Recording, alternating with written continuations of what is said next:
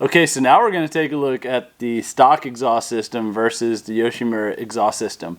What's so different about this, and is it going to be better? What's the benefits, right?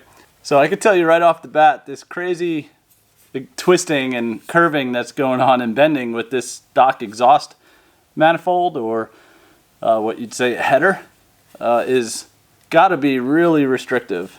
That exhaust is twisting all around and doing some crazy little things.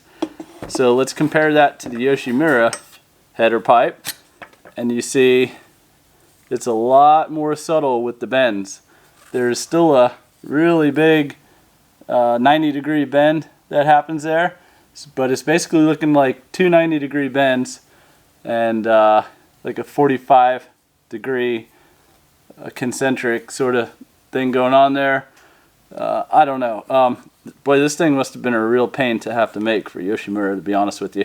But I could just tell you, looking at it, less bending means faster exhaust flow, which means overall better exhaust flow. So going back to the stock system, we're going to take another look at this, and it's just a lot of bends. Second thing I can show you right here is this catalytic converter. Little catalytic converter right here. That's going to be normal on most of these fuel injected bikes that we see from the factory. It's not a bad thing. It's a good thing for the environment. Cuts down on the emissions. You know, if you drive this bike every day and it's your daily commuter, or you're just environmentally conscientious, that's not a bad thing. So no reason to really get rid of it. That's not the reason why you would go with an exhaust system. Or it is for some. Back in the days when I used to mod my Mustangs, that was sort of the first thing we got rid of. So this OEM pipe widens up a little bit right here. Gets a little bit more diameter to it. And then it cones out to meet the spark arrestor assembly or silencer assembly. Spark arrestor is actually in the back here. So basically that's it in a nutshell. It's all one piece.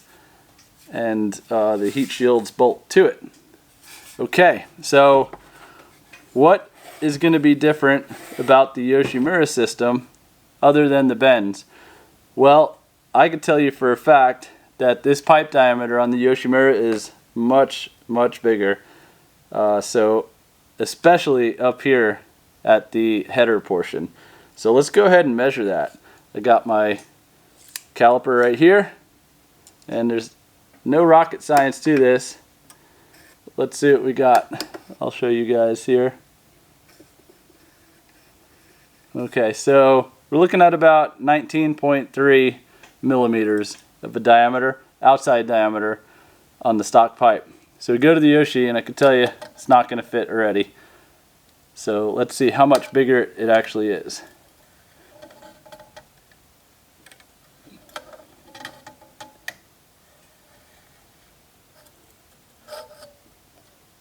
.25 millimeters, so 25.31. So this is at least 5 to 6 millimeters bigger in diameter, outside diameter, than the stock pipe. And that's probably even bigger in their diameter because YOSHIMURA is using a thinner material for their headers, surely, than the stock system here. Now, that's consistent throughout, but I'm just interested to see if the header pipe inside here, if we could see any difference in the small header opening right here. Let's see. Alright, so this is true inner diameter of where it comes out of the head, and we're looking at 16.25 millimeters. And that's where the exhaust first passes through. So we're going to go ahead and measure it on the YOSHIMURA here. And let's see how much bigger it actually is. And this is straight through. This is kind of a stepped design here. So what do we have? 24 millimeters. So we're looking at 24 millimeters on the YOSHIMURA versus, was it 16? 16. That's almost 10 millimeter bigger of an inner diameter into the header pipe on the YOSHIMURA than the stock. So that's a huge choke point for the exhaust system. So let's talk about that a little bit and get into little bit of why exhaust systems do what they do and how they can benefit your bike. So the proof is in the measurements. It is a much bigger pipe. More diameter, larger diameter pipe means better exhaust flow. Better exhaust flow means the potential for more horsepower. And when I say potential, it doesn't mean that just by going bigger everything, it's going to make more horsepower. It's all about velocity with exhaust flow. You can put on an exhaust system and you might get a little bit of power, but if you combine that with more air, so digressing a little bit, the more air an engine takes in, the more air it's going to push out. Or the faster it takes in air, the faster it's going to push out. So if you just do an air filter or an air intake, and get more air in, it's not going to see its full potential unless you help get more air out. So the reverse is true with an exhaust system.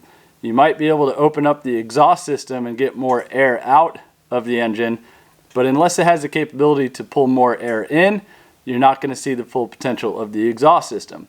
So this is a pretty common thing based with cars and bikes, and in the days of carburetors, this is a lot easier to do because you can just tune your carburetor for a different air-fuel ratio, adjust the air idle screw, adjust the jets, whatever you had to do, it was easy. So you put on a bigger pipe, then you can adjust your carb, more power.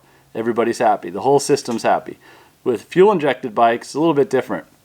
So the ECU is providing a certain amount of fuel based on the air that it's intaking. And that is a mixture that's determined based on efficiency, emissions, and what Honda engineers thought would be the best. So when you start messing with exhaust and intakes, that ECU is still providing the amount of fuel that it needs or that it feels it should provide for the stock setup. Now, I'm under the impression that the stock ECUs will learn and adapt. So if you bolt on an exhaust system, the ECU will see more airflow, faster airflow, and it'll provide a little bit more fuel. So that's probably where your power is coming from, because the ECU will learn eventually. I think the magic number is about 20 miles.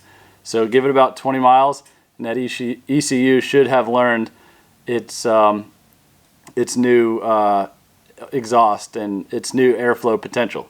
There's probably also the trick to where you can reset the ECU and have it start over and learn its map, new mapping, new fuel tables based on your exhaust system fresh. So that's something we might do as well. But essentially the overall outlook of an exhaust system is adding extra pipe and increasing the size of the diameter is going to help speed up exhaust flow or provide more capability to handle increased exhaust flow. But you also have to consider maybe we help it by adding more intake and more fuel. So I don't know if this is going to translate into more top speed. I don't know if it's going to translate into more takeoff speed. The way Yoshimura kind of hinted to in their description of it is that it's going to pull harder on the top of the RPM range. So that's good because that's what I can test easily by just going and doing a simple speed test. So what we'll do is we'll bolt this on, we'll take the bike out, we'll do a speed run, and we'll see if this bike can go any faster than 57 miles an hour. That is the fastest I've ever been able to get this bike with the stock setup. There's a video on that. I can link to it if you want, or put it in the description. But I can never get my bike to go faster than 57 on flat level ground here in Florida. So if I can beat 57 with this system, I can tell you right off the bat that it works, it makes more power, obviously, and that Yoshimura's claims are probably correct and how much more speed it gave me. So with that, I think that's about it for this video, and I hope it was educational for you. I've messed around with a lot of exhaust systems on motorcycles, but I'm by far not an expert at them. There's a lot of motorcycle mechanics and motorcycle geniuses out there that will probably poke holes in everything I said, and that's fine. Feel free to provide feedback, correct me where I'm wrong, and that helps me understand everything a little bit better. I kind of ran through that with the monkey exhaust, and it's helped me learn. So I'm just here basically showing you a cool new product and what I think about it and what my research as a layman, as a commoner, not a motorcycle expert, not a motorcycle mechanic, but a motorcycle enthusiast just like you, how I view this product and how I expect it to perform on my bike. So with that, I hope you enjoyed it.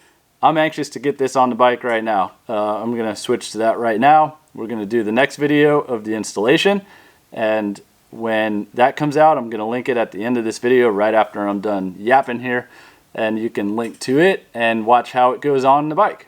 So with that, thanks for watching. Tune in for the next one.